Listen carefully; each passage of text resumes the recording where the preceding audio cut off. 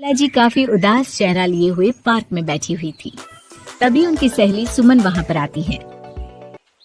क्या हुआ सरला जी, आज मॉर्निंग वॉक करने का इरादा नहीं है क्या?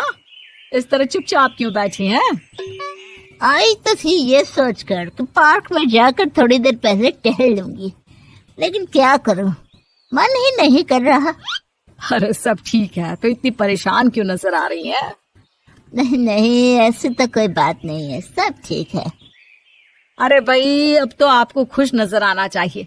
अभी कुछ महीने पहले तो बेटे की शादी हुई है, घर में नई बहू आई है, आपके चेहरे पर तो रौनक नजर आनी चाहिए। अरे छोड़ो भी, आजकल की बहुओं के बारे में क्या बताऊं आपको। क्यों, क्या हुआ बहन जी, कोई परेशानी है क्या? कुछ किया क्या बहू रानी ने? अरे भाई, अभी तो शादी को 6 महीने हुए हैं। अब आपसे क्या छुपाना, आप तो जानती है मेरे बेटे ने लव मैरिज की है, और मुझे ना इन लव मैरिज वाली बहुओं पर बिल्कुल भरोसा नहीं।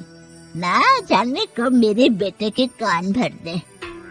अरे लेकिन सरला जी, आपके बहू बेटा तो आपके साथ ही रहते हैं, फिर आपको इस बात का डर क्यों है? पता नहीं क्यों बहन जी, अभी तो मुझे अपनी बेटी दीपाली की भी शादी करनी है। बस इसी बात को सोचकर परेशान रहती हूँ। ये लव मैरिज वाली बहू पता नहीं कितने दिन परिवार में एडजस्ट कर पाएगी। कल को अगर बेटे को लेकर दूसरी जगह चले गई तो क्या होगा? अरे हाँ, याद आया, दीपाली तो दिल्ली में नौकरी करती है ना? हाँ हाँ, बहुत अच्छी नौकरी लगी है उसकी। और आप किसी से कहना मत, अपने ऑफिस में साथ में काम करने वाला कोई लड़का उसे बहुत पसंद है, बता रही थी मुझे। लेकिन अभी तो आप कह रही थी कि आपको लव मैरिज और इन सब में भरोसा नहीं है। अरे तो क्या हुआ, जहाँ बेटी खुश रहे वहीं मैं खुश हूँ। और वैसे भी बेटी को तो दूसरे घर जाना है, वो लोग जाने और उनकी बहू जाने, मुझे तो बस अपनी बेटी का ब्याह करना है। अच्छा अच्छा, ठीक है ठीक है, जैसी आपकी मर्जी। लेकिन मुझे लगता है कि आप अपनी बहू के लिए कुछ ज्यादा ही सोच रही हैं। क्या पता वो वैसी ना हो जैसी आप समझ रही हो। सरला जी अपनी जगह से उठते हुए कहती है, अब ये तो भगवान जाने, बस मेरी बेटी दीपाली की शादी उसकी पसंद से हो जाए तो मैं गंगा नहा लूं। चलिए बहुत देर हो गई है, मैं भी अब घर जाती हूँ। अच्छा अच्छा ठीक है, मैं भी चलती हूँ। अगले दिन जब सरला जी अपने घर पर बैठकर चाय की चुस्कियां ले रही थी, तभी उनकी बहू वहाँ पर आती है। मम्मी जी, मैंने एक जगह नौकरी के लिए अप्लाई किया था और वहाँ से सब कुछ पॉजिटिव आया है। मैं भी नौकरी करना चाहती हूँ ताकि घर के खर्चों में थोड़ा हाथ बटा सकूं। अरे बहू, तुम्हें नौकरी करने की क्या जरूरत है? मेरा बेटा अच्छा खासा कमाता है, क्या तुम्हें किसी बात की कोई कमी है? तभी सरला जी का बेटा वहाँ पर आता है। नहीं माँ, उसे किसी बात की कमी नहीं है, लेकिन वो इतनी पढ़ी लिखी है और अगर नौकरी करना चाहती है तो हमें उसे नौकरी करने देना चाहिए। कुछ पैसे घर में आएंगे, हम सबकी मदद हो जाएगी। तुम तो ऐसे कह रहे हो बेटा जैसे ये घर तुम्हारी पत्नी की कमाई पर ही चलता है। अरे नहीं नहीं मम्मी जी, इनके कहने का ये मतलब नहीं है, बस मेरी ही नौकरी करने की इच्छा थी, इसलिए आपकी परमिशन चाहते हैं। अब भाई, मेरा बेटा तुम्हें लव मैरिज करके घर में लाया है, मैं तुम्हें कुछ कैसे कह सकती हूँ? जो मर्जी आए करो। सरला जी का बेटा और बहू वहाँ से चले जाते हैं। अब उनकी बहू नौकरी करना शुरू कर देती है।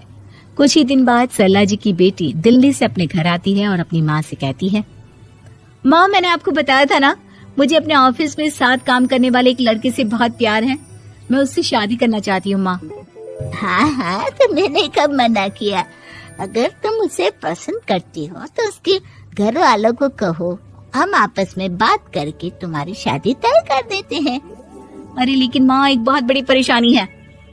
क्या परेशानी है बेटा? माँ, वो लड़का बहुत अच्छा है, लेकिन कुछ ज्यादा ही पैसे वाले घर से उसके माँ बाप। उन्हें मेरे और उसके रिश्ते से वैसे तो कोई परेशानी नहीं है, लेकिन वे चाहते हैं कि शादी 5 स्टार होटल में हो। अरे ऐसे कैसे, हम तो मिडिल क्लास लोग हैं, हमारे लिए 5 स्टार होटल में शादी करना कोई आसान काम थोड़ी ना है। लेकिन माँ, मैं क्या करूँ? मैंने उनसे बात करने की बहुत कोशिश की, बस एक किसी जगह बात अटक गई है। साफ साफ कह दो बेटा, शादी करनी है तो ठीक है, लेकिन ये 5 स्टार में शादी करने वाली शर्त मैं नहीं मान सकती। अरे कैसी बात कर रही हैं आप मम्मी जी। अगर दीपाली को कोई लड़का पसंद है तो हम उनकी शादी के लिए पूरी कोशिश करेंगे, और अगर बात पैसों की है तो कोई परेशानी नहीं है। हाँ हाँ, तुम्हें तो बस बहुत आसान लगता है सब। जिस तरह तुमने मेरे बेटे से इतनी आसानी से शादी कर ली, सारे काम उतने आसानी से नहीं होते। समझ में आया? हर काम करने में पैसे लगते हैं। लेकिन माँ, मैं उस लड़की को बहुत पसंद करती हूँ। सही बात है बेटा, लेकिन तुम उस लड़के से साफ साफ कह दो, अगर उसे तुमसे शादी करनी है तो अपने घर वालों को मनाए। अगर नहीं मना सकता तो तुम दोनों अपनी गृहस्थी अलग से कहीं सेट कर लो। कोई जरूरत नहीं है अपने माँ बाप के साथ रहने की। मम्मी जी, ये आप क्या कह रही हैं? मैं भी तो आपके बेटे के साथ लव मैरिज करके आई हूँ। अगर मैंने भी ऐसा ही किया होता तो? लो, अब तो मुझे उल्टा जवाब देने लगी। देखो बहू, मैं तुम्हारी सास हूँ, मुझसे ठीक से बात करो। लेकिन माँ, भाभी ठीक तो कह रही हैं। हाँ, अगर बात शादी के खर्च की है तो मैं उस लड़के से कुछ कह सकती हूँ, लेकिन उसे अपने घर वालों से अलग होने के लिए कहना, ये सही होगा क्या? आप तो समझिए माँ। और वैसे भी मम्मी जी, मैंने कुछ महीने पहले जॉब करना शुरू कर दिया था और अपनी पूरी सैलरी बचा कर रखी है। आप चिंता मत कीजिए, मैं दीपाली की शादी में कोई कमी नहीं होने दूंगी। तुम अपनी सारी तनख्वाह मुझे मेरी बेटी की शादी का खर्च करने के लिए दे दोगी? हाँ माँ, मैंने भाभी को पहले ही सब कुछ बता दिया था और वो इस बारे में सब कुछ जानती थी, इसीलिए उन्होंने पहले ही नौकरी करनी शुरू कर दी ताकि मेरी शादी धूमधाम से हो सके। तभी सरला जी का बेटा वहाँ पर आता है। देखा माँ, जैसा हम हर समय समझते हैं वैसा होता नहीं है। आपको लव मैरिज करने वाली बहू से नफरत थी ना, लेकिन अपनी ही बेटी की लव मैरिज पर आपको कोई एतराज नहीं था। ये तो गलत बात है ना। हाँ बेटा, सही कह रहे हो तुम। बहू, मुझे माफ कर दो, मैंने तुम्हारे बारे में गलत सोचा। आज से मैं बहू और बेटी में कोई फर्क नहीं करूंगी और अपनी लव मैरिज। आज घर में बहुत काम है, आज तुझे स्कूल जाने की जरूरत नहीं है। लेकिन दादी, आज तो स्कूल में मेरा टेस्ट है। अरे एक दिन स्कूल नहीं जाएगी तो ऐसी कौन सी तेरी कलेक्टर की